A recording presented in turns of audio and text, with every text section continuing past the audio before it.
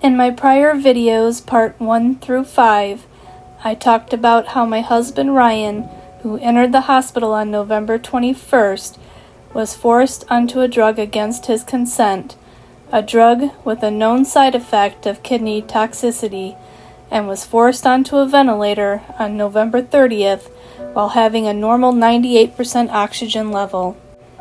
What followed was a lot of lies and manipulation coming from the medical staff, leaving me with the question, if they were not wanting Ryan to stay on something that he was improving on, if improving was not their goal, then what was? If the fear of losing Ryan was not the concern, then what were they afraid of losing? Then, after an emergency medical hearing with the courts that left me with the judge saying he had to let the hospital doctors make the call for what is best for Ryan, I was left on my own to defend Ryan's rights and find doctors willing to put Ryan's needs first. Now join me as we continue Ryan's fight for truth as I go into part 6.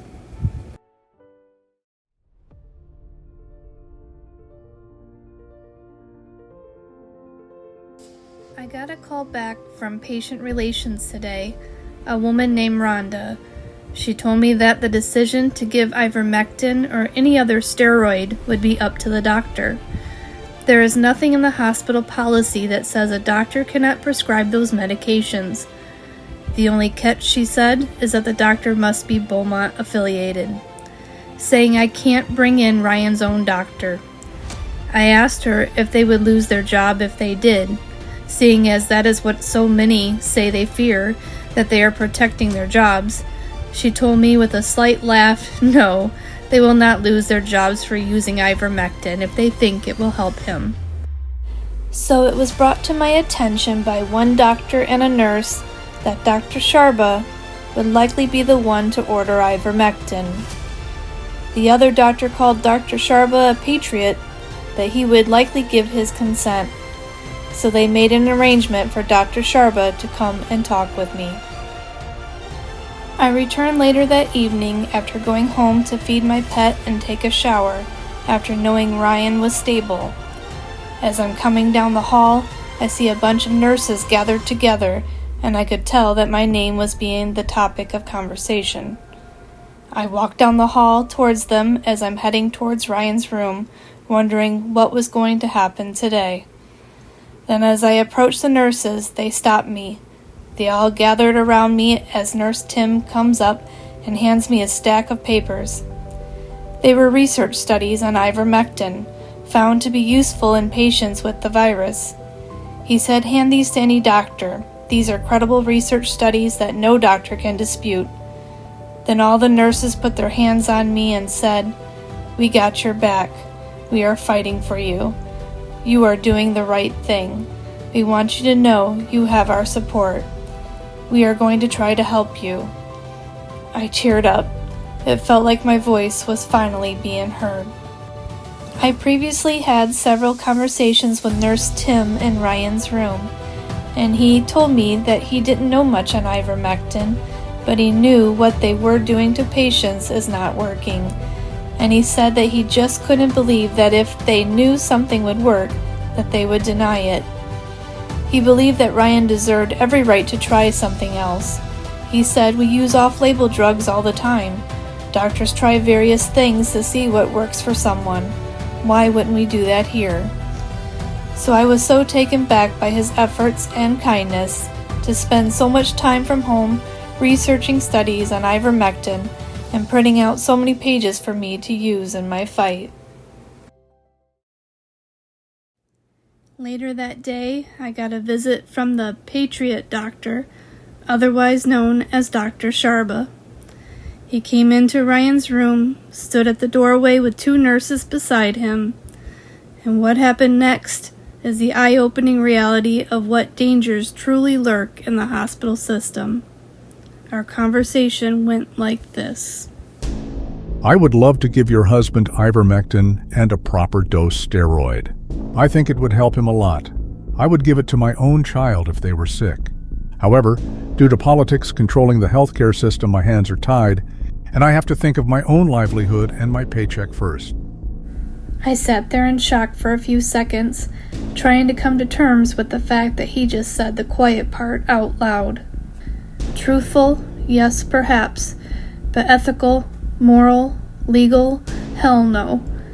The one female nurse rolled her eyes at what I was saying next, while the other nurse, a blonde woman, looked shocked at the words that just came out of the doctor's mouth. And she looked a bit more sympathetic to what I had to say. I said in response, "This Christmas, while you are with your family, I want you to picture me here beside my husband, beside my livelihood, beside my everything, begging you, a doctor who took an oath to do no harm, to put my husband's life above your damn paycheck." I went on to say, "This is murder. The blood of many will be on your hands. Most come into healthcare to save lives, not make millions, but now we know where you stand, sir. Tell me, when this goes to court, and trust me, I will fight until the day it does, tell me, when you are on the stand, do you think the hospital will have your back, or will they be putting their own livelihoods and paychecks first?"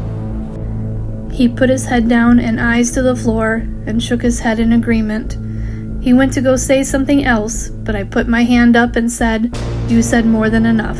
Save it." I then looked at the two nurses and called them out as well. I said, "You are just as guilty in all of this. You know what is happening. You know these patients are being denied proper care, yet you say nothing. These patients trust you with their lives. Where are you? Your loyalty should be to the patients. Use your voices. Get loud, get active, call the local media, be a witness for these patients. You are all they got. God is keeping track of all of you who sit back and say nothing. God will most certainly hold you all accountable for your silence and the death of many innocent lives who could have otherwise been saved."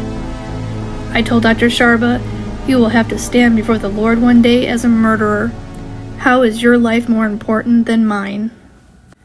Dr. Sharba put his head down in the shame he rightfully deserved and walked out of Ryan's room without another word. What could he say after that? Really?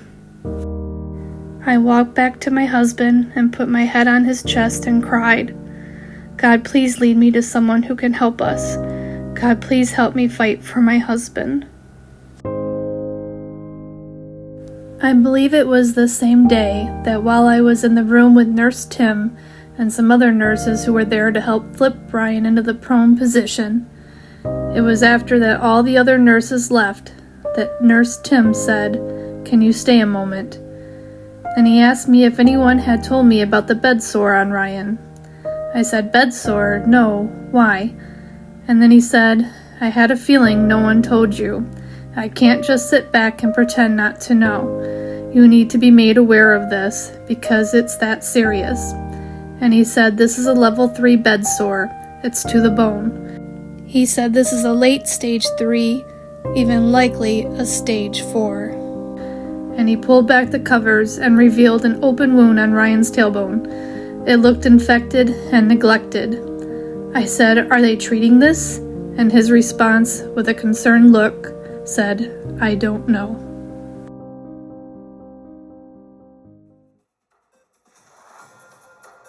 It would not be until we got his medical records we seen that the hospital knew of the bed sore on Ryan forming before he was even on the ventilator. Yet wound care was never called to treat Ryan. It's almost as though why bother treating something on a man that would never be allowed to wake up and live anyway, right? Either way, his health and well-being was not appearing to be any form of priority. While beside Ryan today, a woman comes in with a police officer and begins talking to the nurses in the room with us. I had my back to them as I was facing my husband and holding his hand. Then the woman from the hospital said, "Ma'am, can we see you for a moment?" It took a second for me to realize that they were even talking to me. What would they need me for? She said, "The gentleman will show you where to go. Follow him." So I was following this officer, and I spoke to him teasingly, thinking this is in no way would be serious. I honestly at first thought maybe there was a security issue in the hospital with another patient, and they were moving me for safety reasons. We get to the back room down the long hallway of the ICU floor. The officer sitting in front of me and the hospital administrator comes in and sits to my left. Then the conversation between me and the hospital administrator went like this. You had a conversation with one of our staff members the other day, and we really don't like your attitude you have in this hospital. Attitude? What do you mean? Are you referring to my conversation with Dr. Sharba? Yes. Well, what attitude would you have if a doctor told you that they would love to give your spouse what he needs to get better, but that their hands are tied due to politics and they had to think of their own livelihood and paycheck first? He said that? Yes, he surely did. The woman begins to make notes. Then she looks up and says, Well, one of our nurses says that you were seen going into other patients' rooms. What? That is crazy. I don't know anyone else here. Why would I go into another patient's room? I have no reason to do that. You have cameras. And just before I was going to finish that of show me on camera where I was seen doing that, I stopped because it all made sense. They of course know I didn't do that. They have cameras everywhere, including inside Ryan's room. I would have been kicked out without question if that was the case. So let me stop and see where this goes. I stopped myself and said, No, please continue. Well, let me tell you how this is going to go. If you don't stop trying to get us to change the protocol for your husband, we will use the story that we seen you going into other patients' rooms, and that's a safety violation. And that will get you kicked out of the hospital until we are done with your husband. I was shocked. Wow, did she just say that? I was thinking, gosh, how dare I think I have the right to choose or deny care? How dare we get to choose what is done to us and what drugs we are given? They are basically saying, sit down and be quiet and enjoy what time you have left with your spouse, or fight us on this and we will have you removed and call you when your husband is in a body bag. Have you taken any photos or video of your husband since you have been here? And do you currently have an attorney? I looked over at the officer who was staying very quiet through all of this, and it gave me the feeling that he knew this was being recorded and didn't want his voice on the recording. Knowing that this was malicious in intent, I replied, I refuse to answer either of those questions, and if I am not being detained and I shouldn't be, I demand the right to leave right now and get back to my husband because I am fearing for his life right now. I got up and told her to document that and walked out. I returned to my husband's room and I was shaking as I laid my hands on Ryan, praying, Lord, let no weapons formed against us ever prosper. Protect us from this evil that is happening here. God help us. And with the song Waymaker playing on my phone, a song I played daily while in there, I sat beside my husband in tears, crying out to God to help lead me in this battle of good versus evil. Prayers for Ryan were coming in from all over the world on social media. I had been very vocal about Ryan's fight inside the hospital, looking for advice from healthcare workers who walked out of the hospital not wanting to be a part of what they were seeing taking place. I was keeping everyone updated with our progress to defend Ryan's right to life. I had people writing me from Australia, New Zealand, Switzerland, Africa, Austria, England, Israel, you name it. Ryan's story was touching the hearts of many, just sadly not that of our own hospital administration. One of the doctors who was open to the idea of trying ivermectin, who worked with their critical care team and was a trauma surgeon, sat and talked with me and Ryan's parents and told us that these protocols they are using are not saving these patients, and it's all controlled by the government, that these doctors are not allowed to give patients what they need. The doctors in here are scared, he said, scared they will lose their jobs if they act as a doctor. So it's not about the patient's life or their rights, it's about their paycheck, sadly. He said he has seen the studies on ivermectin and he found them to be really credible, and he is all for it, but he wanted to check with the hospital policy and make sure he has some support in the hospital.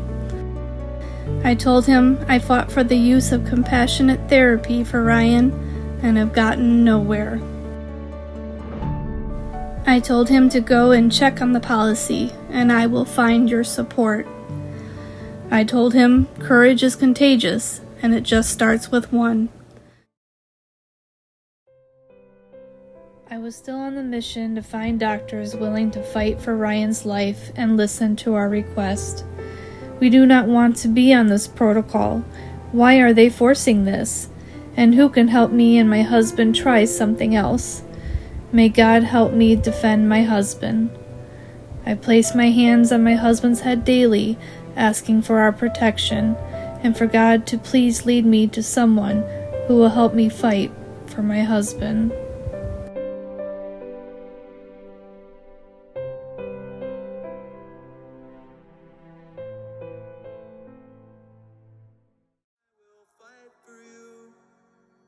Follow my page starting with part 1 as I begin to take you on my journey from the last 3 years, and by the end, you can decide, was this hospital guilty of negligence or solicitation to commit murder?